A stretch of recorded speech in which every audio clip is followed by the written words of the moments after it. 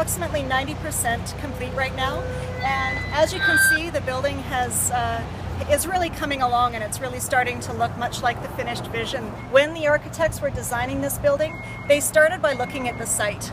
And it's interesting to hear Bruce Kuwabara from KPMB talk about his process and his vision. One of the key moments was actually being out on the water and looking back to the site. So when you're asking yourself, where did this form come from? It was informed by the layering of the site and the horizontality of the prairie landscape. It's not an easy site to deal with.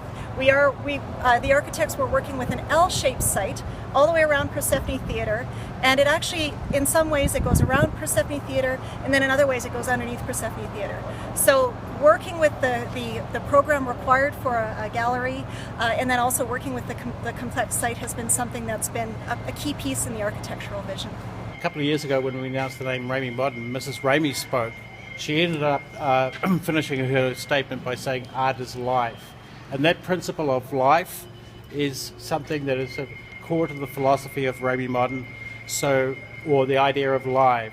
So this entire building, even though we'll only be open three nights a week for the public hours, it'll be operating in many different ways for functions and events, and even this space will be programmed sometimes after hours.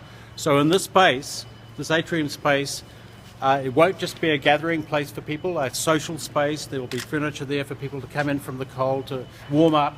It will be a space that will be activated quite often with performances or discussions, or all sorts of things will be happening here. Each of the 5 spaces will be programmed according to a certain aspect or a certain theme of art. So for example, in this space here, we'll be looking, for the opening show, we'll be looking back to the sort of like the birth of modern art and the influence of modern art within Saskatchewan. And then we'll move through, and there'll be spaces for showcasing Indigenous art and many other aspects from our collection. The idea of a destination centre was first and foremost even back in 2004, and indeed what we have is probably something that exceeds all expectations here.